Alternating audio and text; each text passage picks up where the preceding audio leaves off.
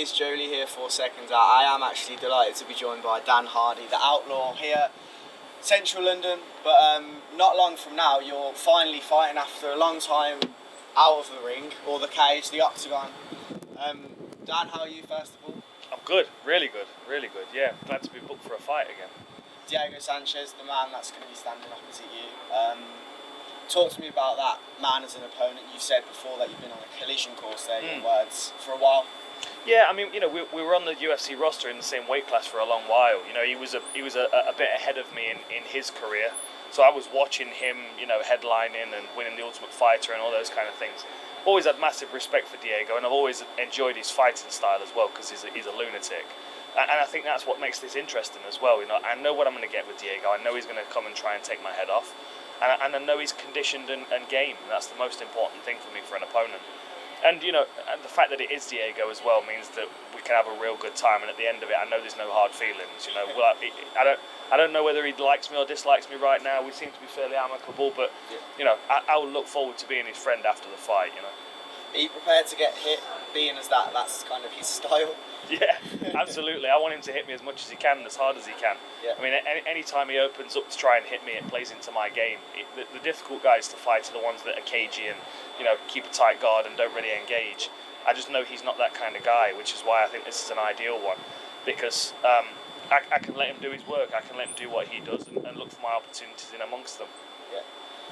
I know it's all friendly at the moment, but I can kind of sense maybe a bit of the old Dan Hardy coming back, maybe towards fight week. I can see in what you just mentioned that, you know, in the build-up there might be, you kind of don't want to go into that fight too friendly. No. I mean, this is a fight. I know obviously it's you know, it's listed as an exhibition match, but the truth is exhibition matches they don't exist in combat sports. You know, you don't throw punches 50, 60, 70% power in an exhibition match. You still throw in to hurt. And you know, and that's the thing. I mean, the way around it is they put bigger gloves on us, so we've got 16-ounce gloves, but that just means I've got better protection for my hands. You know, I think it's going to be a war. I expect it to be a real scrap, and I expect Diego to give it all his all. Now I say the old Dan Hardy. The old Dan Hardy was obviously an MMA fighter. No, this is the old Dan Hardy, the really old Dan. Love that. But obviously this is boxing. Obviously thought process behind that, you spoke a bit about it in the news conference, but why is it boxing? I mean, I like the idea of focusing on one particular skill set. There was a point in my career where I was considering, you know, going down the boxing route, because I mean the money was better. You know, you'd have an easier time getting up to 10, 12 and 0, and then. Stop you. Yeah. When was that? Oh, this was a long while ago. I was training with an amateur called Ricardo Sams, who used to box alongside Amir Khan on the Olympic squad, and he always used to say to me, because I was training with him all the time, and he always used to say, "Why don't you do boxing instead? The money's better." Because I mean, I was fighting for £200-300 on those shows back in the day, and you know, he was just about to turn pro and make some decent money, and it was something I was considering, but I would have known if I'd have done boxing back in the day and I'd have foregone the MMA path, I would have regretted it. I would have really regretted it. I like the idea of doing boxing, but it was always a secondary thing for me. But I would have been disappointed if I'd have never had the opportunity to do it, you know? Yeah. Like, I did kickboxing and Muay Thai and K1, so I'm used to the boxing gloves, I'm used to the ring.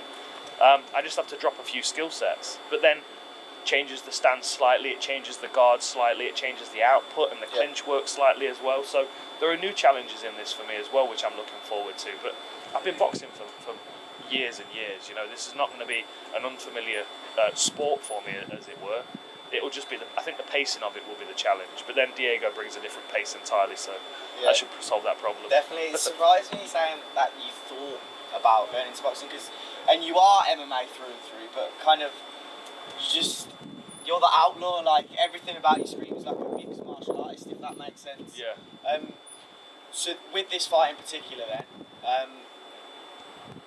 what does Diego Sanchez bring in boxing? Have you had time to analyse what he can bring as a boxer, not as a mixed martial artist, and what his kind of style is? Have you got a specific idea of his game plan, what that's going to be?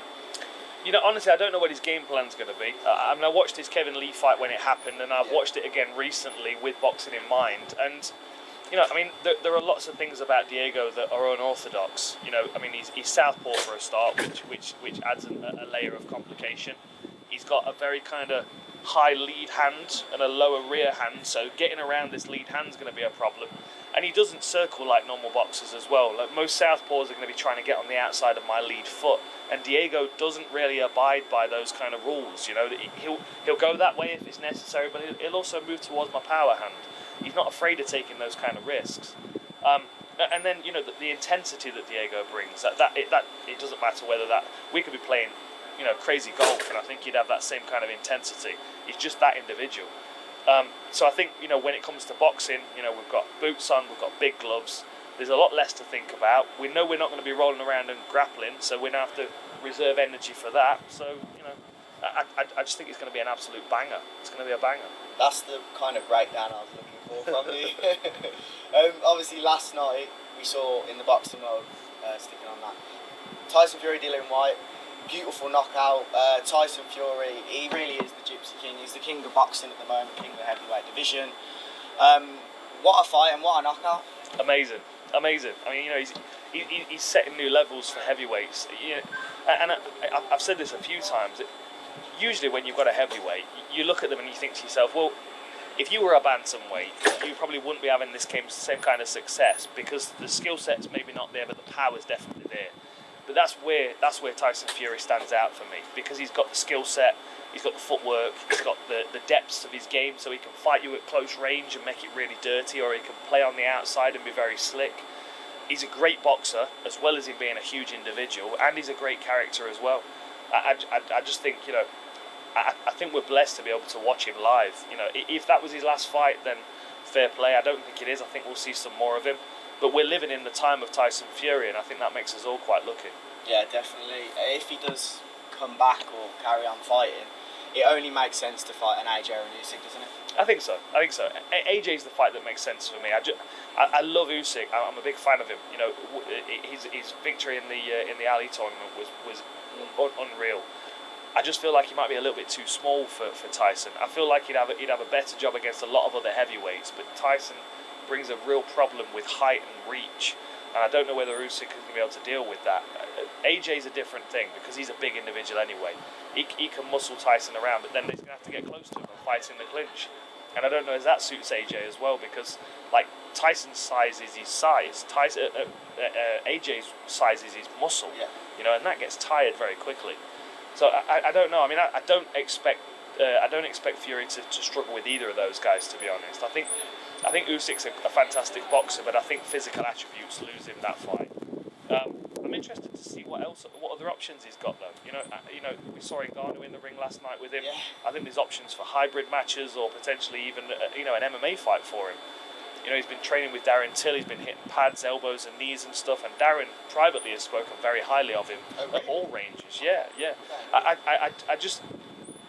He's a fighting man, as he tells everybody, and you can take that fighting mentality, and you can give it punches and kicks and elbows and knees, and the fighting still remains the same. It's the intensity that he brings, and I think that would transfer really well to MMA. Let's talk about the Ngannou fight. As someone who has the MMA background, I don't know. Do you think that's possible? First of all, but part two to that question: how would that actually play out in either discipline? I think. MMA would go one way and boxing the other, surely. Yeah, I think it's pretty clear cut the way that it should play out. I mean, Tyson Fury has spent his whole heavyweight career avoiding guys with heavy hands, and of course Ngannou has got scary power. But you put big gloves on him, and I don't know whether that power is any different to Deontay Wilder's. I don't know whether he would land as cleanly. I don't know whether he's got the skills to be able to land as cleanly as Deontay Wilder might be. When it comes to MMA, I think there's a bit more of a grey area there, because I do feel like Tyson, he has the size, height and reach advantage. I do feel like in the clinch he's going to be a nightmare as well. But then, we saw Ngannou in his last fight look fantastic with his wrestling. And of course that's going to be problematic for Tyson, because if he takes him down, he's a big man to try and get back to his feet. And Ngannou's getting better and better by the day. And, that strength and size does come into play in top position as well. I don't know. I mean, I wouldn't mind seeing some kind of hybrid rules, maybe some kind of shoot fighting. where they do allow takedowns, but then there's not really much of a tussle on the floor. Yeah. Or even go back to the old pancrase days with Bas Rutten, where you could do the rope escapes. Yeah. You know, who knows? But in this day and age of combat sports, I think we can find a skill set that they both agree on. And the main thing is that they're going to try and punch each other in the head. That's what we really want to see. Definitely. Now, 2 more fights I want to talk about. Firstly, AJ Usyk. We saw Usyk completely outclass AJ in the first fight. How does AJ go into that second fight? I think he's going to have more diversity to his game. The thing with Usyk is, he's got such an amateur pedigree. He can shift through so many different ranges and styles that it gives any of his opponents a lot to work with. AJ, for me, seems to be very kind of set in his game plan, set in his ways, and the approach that he used against Usyk last time, it just didn't suit him. I don't know. I feel like Usyk's technically too much for AJ. I feel like the size and the physicality of AJ is what he needs to lean on in that fight, and that means he needs to make it a bit untidy. And sometimes AJ he tries to be a little bit too crisp, tries to be a little bit too much of a technician, and I just don't think he's going to win that kind of fight with Usyk. I feel like this time around he's going to have to rough him up, make it nasty, fight on the inside, use his size and his weight advantage, and make Usyk really work for anything that he lands. Wear his arms out a little bit. Maybe even do what Canelo does, Like, if you're going to throw punches, work on the limbs. Like, work on their forearms and their biceps and triceps that are going to actually slow down their offense. That might be a smart game plan for AJ as well. Is it likely for him to win that? How likely would you say it is? With the first fight in mind, of course.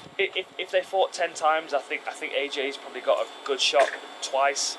I feel like Usyk, I don't know. I just feel like Usyk's got a depth to his game that I've not seen from AJ, and I feel like that is what will prolong if they keep fighting over and over again. We'll see Usyk get better and better and more well versed at beating him.